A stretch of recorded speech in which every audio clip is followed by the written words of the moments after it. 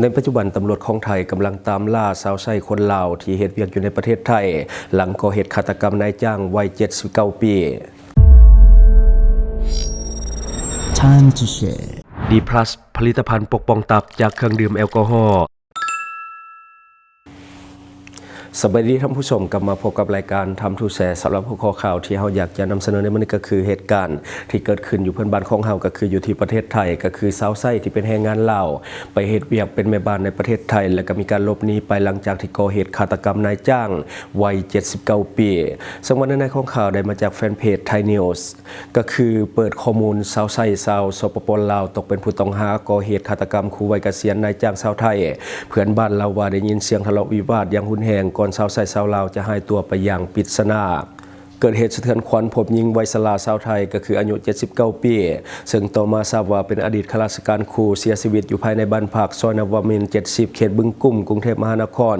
ของประเทศไทยสภาพภายในบ้านถูกปิดมิดชิดเบื้องต้นพบห้องห้อยบาดแผลผิดธรรมชาติหลายแห่งในขณะที่เจ้าหน้าที่ตำรวจสน.บึงกุ่มพวมอยู่ในระหว่างการเข้ากวดสอบสถานที่เกิดเหตุอย่างละเอียด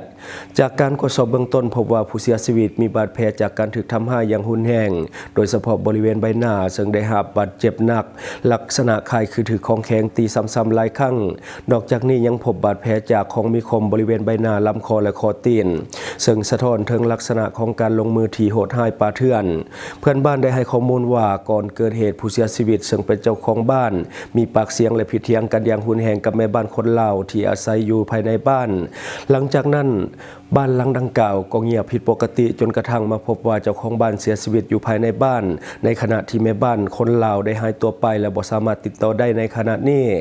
ในเวลาเดียวกันครอบครัวของผู้เสียชีวิตได้รับแจ้งเหตุแล้วและกำลังเดินทางมายังที่เกิดเหตุเพื่อประสานข้อมูลกับเจ้าหน้าที่ตำรวจโดยพนักงานสอบสวนมุ่งประเด็นการสืบสวนไปที่ความขัดแย้งส่วนตัวระหว่างผู้เสียชีวิตกับแม่บ้านเป็นหลักเบื้องต้นเจ้าหน้าที่ได้สั่งเล็งตรวจสอบกล้องวงจรปิดในบริเวณใกล้เคียงเพื่อหาเส้นทางการหลบหนีของผู้ต้องสงสัยแม่บ้านชาวลาวรวมทั้งการรวบรวมพยานหลักฐานทั้งหมดเพื่อประกอบการขออนุมัติหมายจับและดำเนินคดีตามกฎหมายของไทยต่อไปอันนี้ก็คือเนื้อในของข่าวที่ได้มาจากไทยนิวส์ก็คือแม่บ้านชาวลาวอยู่กับคนป่วยวัยชรา79 ปีคนไทยที่เป็นพนักงานเกษียณก็คือพนักงานครูและก่อนที่จะมีการเกิดเหตุก็คือมีการทะเลาะวิวาทก็คือมีปากเสียงอันนี้คือข้อมูลจากเพื่อนบ้านที่เขาได้ยินหลังจากนั้นก็คือบ้านหลังดังกล่าวเงียบผิดปกติเพราะว่าผู้ที่ว่าเป็นเจ้าของบ้านได้เสียชีวิตและแม่บ้านชาวลาวก็ได้ออกจากบ้านหลังดังกล่าวไปอย่างปริศนาตอนนี้ยังตามหาก็คือยังบ่เห็นเถื่ออันนี้ก็เป็นอีกหนึ่งข่าวสารที่เป็นข่าวเสียของแรงงานลาวที่ว่าไปเฮ็ดเวียกในประเทศไทยซึ่งมันบ่ค่อยดีปานใดกับแรงงานคนอื่นๆตอนนี้ทางการของไทยกำลังเร่งตามหาแม่บ้านคนลาวแบบด่วนๆซึ่งว่าประกาศหลาย2ทางแล้วก็มีการนำเสนอข่าวหลายแฟนเพจคือในบ้านที่เกิดเหตุมันมีเพียงแต่แม่บ้านคนลาวกับหญิงสาวไทยวัย79 ปีอยู่เพียงแต่2คนเท่านั้นก็คือไปเบิ่งคนชราเป็นพนักงานวัยเกษียณแล้วหลังเกิดเหตุก็คือแม่บ้านคนลาวได้หายไปแบบปริศนาจนตกเป็นผู้ต้องสงสัยคือตอนนี้ก็ยังบ่ได้ออกหมายจับเถื่อแต่ว่า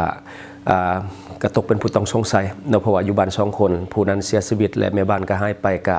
แน่นอนละกระตกเป็นผู้ต้องสงสัยข้อมูลในพาสปอร์ตของแม่บ้านคนลาวดังกล่าวก็คือเป็นคนลาวเขานี่แหละเป็นคนแขวงจำปาสักอยู่ทางภาคใต้ของลาวอันนี้ก็คือแสดงความเสียใจกับผู้ที่ว่าเสียชีวิตและก็ขอให้จับตัวแม่บ้านคนลาวให้ได้ไวๆบัดนี้เข้ามาต่ออีกหนึ่งเหตุการณ์ก็คือเกิดเหตุระทึกเรือล่มอยู่ที่เมืองเฟืองท่ามกลางสายตานักท่องเที่ยวและก็กลายเป็นข่าวที่กำลังถูกแชร์ในโซเชียลของเราไลน์ในปัจจุบันเดี๋ยวเราจะไปเบิ่งคลิปนำกันก่อน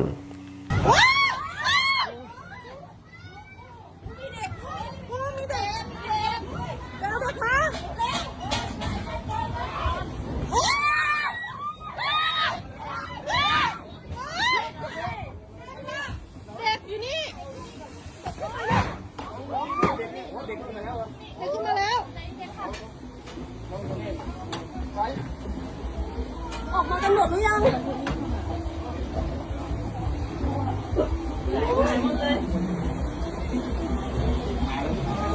ยู่ไหนอ่ะเรือจมเฮ้ยคนล่ะพี่ผู้หญิงอ่ะ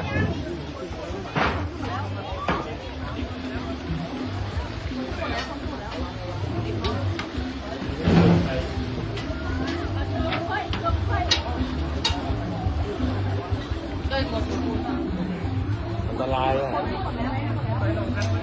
คนขึ้นมาแล้ว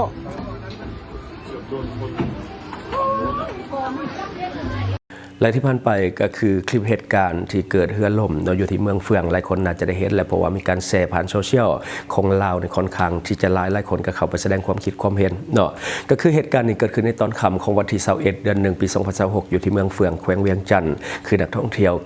กำลังกินข้าวแรงเนาะเพราะว่ามันเป็นช่วงหัวแรงก็คือหลายคนก็พอได้เห็นว่าเรือมันกำลังจะล่มก็เลยว่ามีคนเข้าไปช่วยจำนวนหลายเนาะก็คือในเรือลำดังกล่าวมีคนอยู่ทั้งเรือทั้งหมด3คนแต่ว่านักท่องเที่ยวที่ว่าอยู่ในนั้นเนาะก็คือเห็นเหตุการณ์แล้วก็เข้าไปช่วยสามารถที่จะช่วยออกมาได้ทั้ง3คนทุกคนปลอดภัยและว่าเรือก็คือล่มไปเนาะอันนี้ก็คือเป็นเหตุการณ์บุดหวิดอาจจะเกิดความเสียหายถ้าหากว่าช่วยบ่ทันเนาะแล้วก็จะเป็นข่าวเสียกับการท่องเที่ยวอีกเพราะว่าเมืองเฟืองก็เป็นบ่อนท่องเที่ยวบ่อนที่เรือล่มก็คือเป็นบ่อนเรือแพเมืองเฟืองที่คนไปเที่ยวหลายๆเนาะจะได้ก็ตามแสดงความดีใจนำสำหรับผู้ที่ปลอดภัยและก็เสียใจกับเรือที่ล่มอันนี้คือสิ่งที่เฮาอยากจะเล่าสู่ฟังในมื้อนี้หวังว่าท่านจะได้รับสาระดีๆสำหรับท่านที่เบิ่งรายการเฮาอยู่คิดเห็นจะได้กับสิ่งที่ว่านำเสนอไปก็อย่าลืมฝากไว้ภายใต้คอมเมนต์ของเฮาและข้าพเจ้าจะเข้าไปอ่านด้วยตนเองขอขอบใจ ข่าวสารที่หลากหลายนำเสนอได้โดนใจ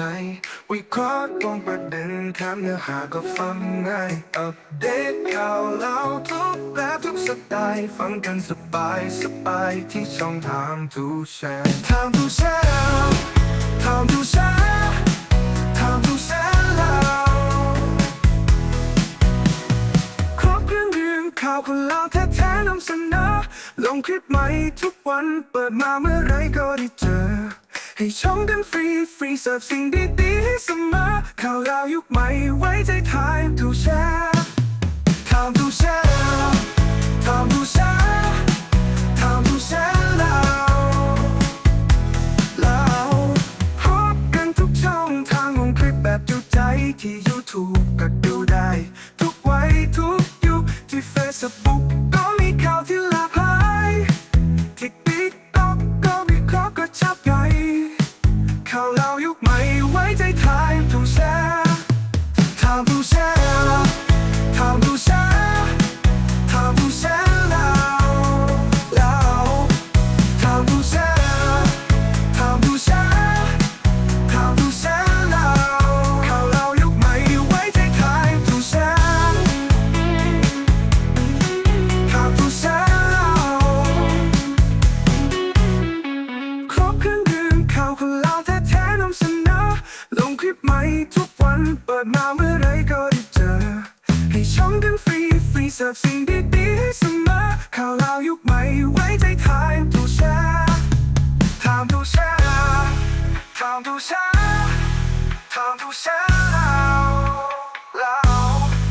พบกันทุกช่องทางลงคลิปแบบจุใจที่ YouTube ก็ดูได้ทุกวัยทุกยุคที่ Facebook ก็มีข่าวที่หลากหลาย